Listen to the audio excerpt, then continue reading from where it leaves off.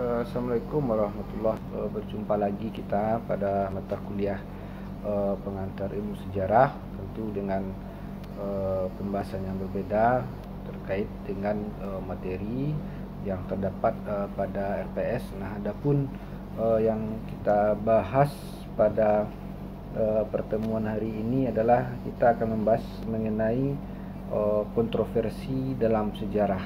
Nah, adapun yang akan kita kupas adalah bagaimana sejarah itu selalu mengandung hal-hal yang kontroversi. Nah, maksud dari kontroversi ini adalah interpretasi. Nah, antara sejarawan yang satu dengan sejarawan yang berbeda tentu memiliki interpretasi atau penafsiran yang berbeda terhadap sejarah itu sendiri. Makanya pada pembahasan yang sebelumnya kita mengenal dalam penjelasan sejarah itu ada namanya multikausal. Kemudian sejarah itu pada dasarnya dia tidak memiliki fakta atau interpretasi yang tunggal. Terkadang orang bisa menafsirkan yang berbeda dalam peristiwa sejarah itu. Tentu penafsiran yang berbeda tadi didasari oleh metodologi, tidak didasarkan oleh berdasarkan keilmuan atau common sense, tapi didasarkan atas metodologi sejarah itu sendiri. Nah, yang menjadi pertanyaan adalah bagaimana posisi kontroversi itu dalam sejarah. Nah, tadi saya katakan bahwa sejarah itu selalu memiliki kontroversi. Nah, yang membuat sejarah itu adalah kontroversinya.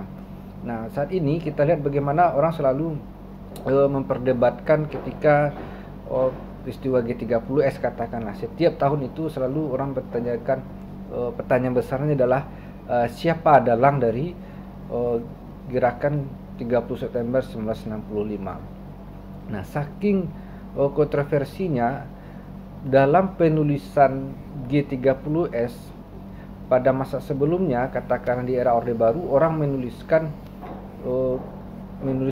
gerakan G30 di setelah garis miring selalu dibubuhi atau dituliskan PKI, G30S PKI. Nah, tetapi pasca Orde Baru dalam penulisan sejarahnya kemudian huruf atau tulisan PKI-nya dihilangkan. Nah, dijadikan hanya gerakan 30 September. Nah, itu muncul pertanyaan, mengapa terjadi perbedaan dalam periode tersebut dalam penulisan sejarah tersebut. Nah, itu disebutkan dengan kontroversi sejarah. Nah, misalnya kalau kita menyebutkan ketika orang bicara tentang gerakan 30 SPKI, gerakan 65, ada mengatakan bahwa gerakan itu murni didalangi oleh PKI. Tetapi ada juga penafsiran tidak, ada oknum-oknum lain atau tokoh-tokoh lain, aktor-aktor yang lain yang terlibat selain dari PKI itu sendiri. Nah, kemudian misalnya di gambar ini dapat kita lihat masalah Super Semar atau surat perintah 11 Maret. Nah, barangkali kita semua ini sudah tidak asing bagi kita mengenai Super Semar. Pertanyaan ini adalah sebenarnya apa isi Super Semar ini yang masih belum terjawab sampai saat ini. Masih menjadi tanda tanya.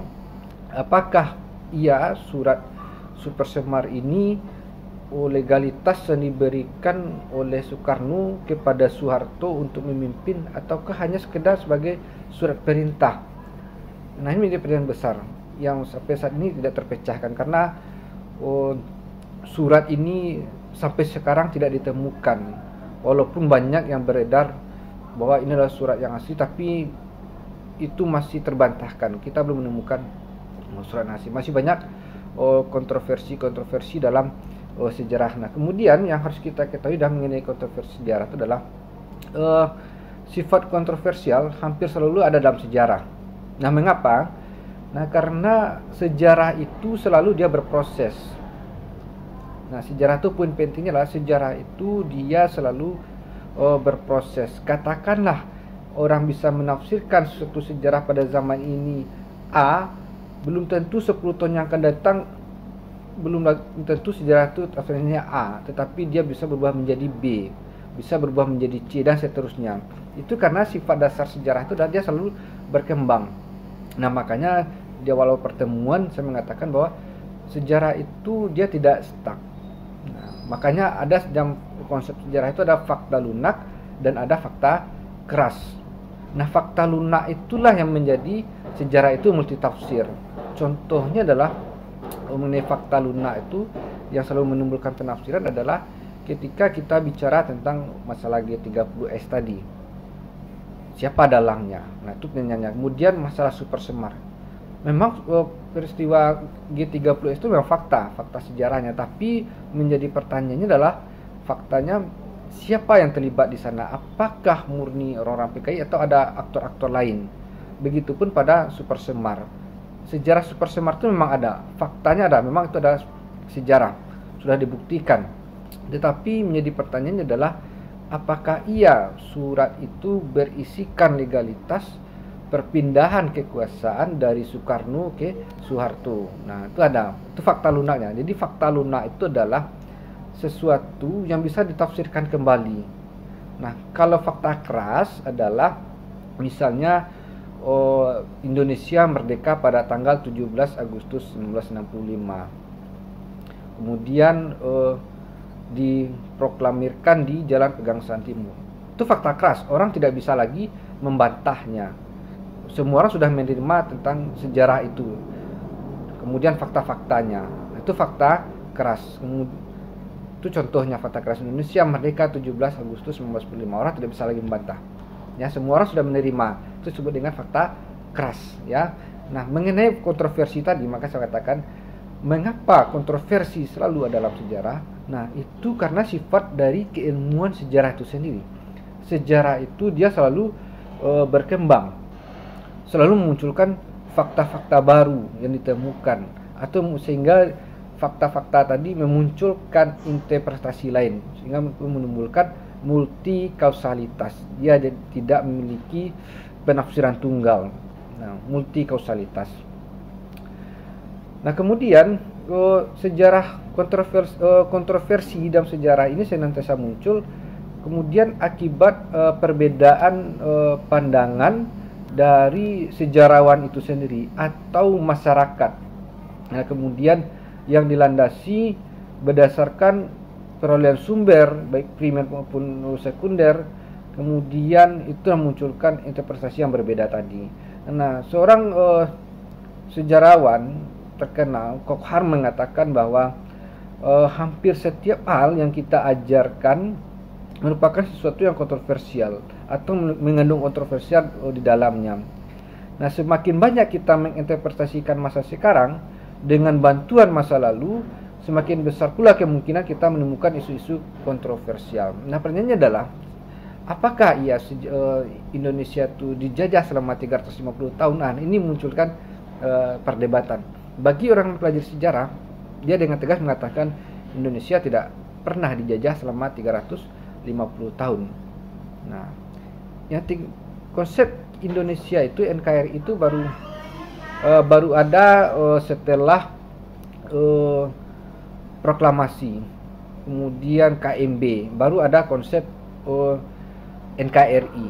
Nah, yang 350 tahun itu yang mana? Karena ketika Hindia VOC datang kemudian menjajah, yang dijajah itu bukan Indonesianya, tetapi ketika itu ada negara-negara kecil, katakanlah Minangkabau. Pada konteks zaman abad ke-17, 18 itu dan Minangkabau itu bukan NKRI, ada Minangkabau, ada Melayu, ada Banten dan semacamnya dijajah oleh Belanda. Itu bukan Indonesia atau NKRI pada konsep sekarang. Nah, kalau kita kembalikan pada konteks sejarah ya. Nah, tapi itu adalah negara-negara kecil. Nah, tapi dari mana bisa orang mengatakan Indonesia dijajah selama 350 tahun? Nah, itu jadi sebuah pertanyaan besar, kemudian jadi kontroversi sampai saat ini. Nah, itu salah satu contohnya. Nah, itu posisi kontroversi dalam sejarah. Nah, kemudian bagaimana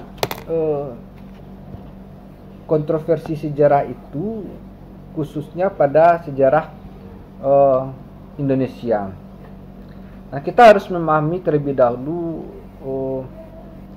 kontroversi sejarah secara metodologis. Nah, dia adalah hal yang lumrah dalam sejarah. Jadi ketika orang mengatakan bahwa dia memiliki sebuah interpretasi yang tidak dapat digugat tentang sejarah, nah itu salah besar. Karena sejarah itu selalu memberi peluang untuk kita tafsirkan. Tentu penafsiran itu yang saya katakan di awal tadi, dia harus berdasarkan metodologis, epistemologinya, kemudian filsafat ilmuannya seperti apa. Nah, baru kita bisa mengatakan menafsirkan peristiwa sejarah itu. Nah, kemudian sejarah kontroversial itu bisa kita pahami sebagai narasi terhadap suatu peristiwa sejarah memiliki ragam penjelasan. Nah, ini karena penjelasan beraneka ragam terhadap suatu peristiwa sejarah menjadi akar kontroversi sejarah itu sendiri. Nah, kemudian kemunculan sejarah kontroversial merupakan ya sebuah keniscayaan dalam penyelesaian sebagai cerita, kemudian sehingga munculkan penafsiran yang terbuka terhadap suatu peristiwa itu. Nah, kemudian bagaimana dengan sejarah di Indonesia? Nah, kita harus melihat per periodenya. Nah, ketika di Orde Baru, nah ada kecenderungan bahwa sejarah itu dia dituliskan berdasarkan ketika pemerintah siapa yang berkuasa saat itu.